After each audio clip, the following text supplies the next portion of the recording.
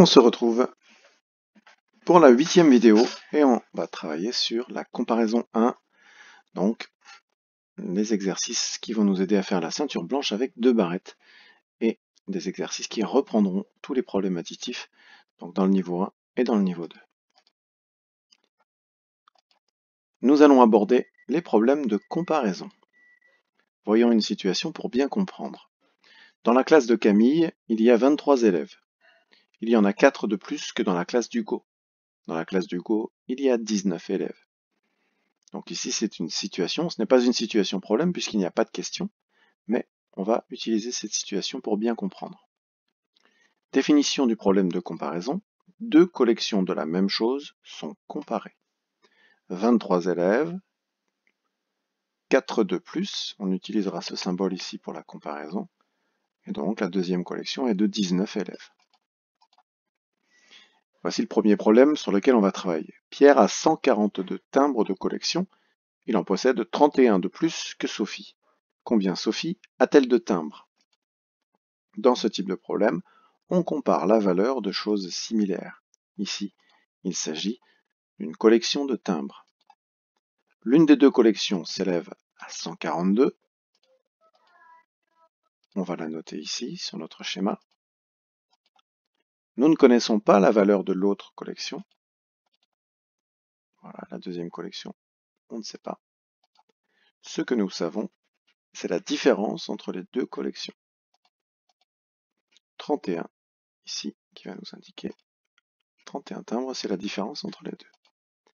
La différence est de 31 timbres. Nous cherchons la valeur de l'autre collection. Ici. Pour trouver l'opération à poser, il faut se poser la question suivante. La deuxième collection est-elle plus grande ou plus petite? La première collection, celle de Pierre, a 31 timbres de plus. Donc, la collection de Sophie est plus petite. Nous allons donc poser une soustraction. 142 moins 31 égale 111. Sophie a 111 timbres. Dans les problèmes de cette séance, il faudra toujours chercher la valeur de l'autre collection. On va travailler ça aujourd'hui. Pour trouver l'opération à poser, il faudra toujours se demander si la deuxième collection est plus importante ou moins importante. Nous cherchons une des collections, je connais l'autre collection et la comparaison. Je cherche la valeur de la deuxième collection. Si la deuxième collection est plus grande, je pose une addition. Si la deuxième collection est plus petite, je pose une soustraction. Voyons d'autres exemples. Bernard possède 5 petites voitures. Il en a 7 de moins que Charlie. Combien Charlie en a-t-il? Ici, on parle d'un nombre de petites voitures. La première collection est de 5. On peut la noter ici. 5 voitures. La différence avec l'autre collection est de 7, ici. Et je vais bien lire pour bien comprendre. Bernard a 5 petites voitures, il en a 7 de moins que Charlie. La deuxième collection est plus importante que la première. Charlie a plus de voitures que Bernard. Nous allons donc poser une addition cette fois. 5 plus 7 égale 12. Charlie a 12 voitures. Un nouveau problème. La jument de mon grand-père pèse 789 kg. Le poulain pèse 650 kg de moins que sa mère. Quel est le poids du poulain? Ici, on parle de la masse de chevaux. La première masse est de 789 kg, c'est le poids de la jument. Donc la jument, c'est la maman cheval. La différence avec l'autre masse est de 650. La deuxième masse, on le devine puisqu'on parle du poulain, qui est lui donc le bébé.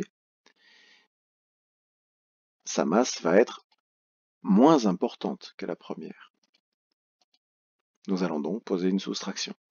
789 moins 650 égale 139 kg. Le poulain pèse 139 kg. toujours une phrase réponse pour les problèmes. À vous de jouer. Si vous êtes à l'aise, vous appuyez sur pause et vous vous mettez au travail. Vous pouvez toujours utiliser le petit schéma, hein. Ces vidéos servent aussi à avoir des schémas en réserve pour pouvoir représenter les problèmes. Si vous préférez regarder les indices avec moi, eh bien, vous appuierez sur pause un peu plus tard. Ici, on parle d'un âge, de l'âge de personne. Le premier âge est de 28 ans, c'est l'âge de ma cousine. La différence avec l'autre âge est de 6 ans. Je lis bien pour bien comprendre. Ma cousine a 6 ans de plus que son frère.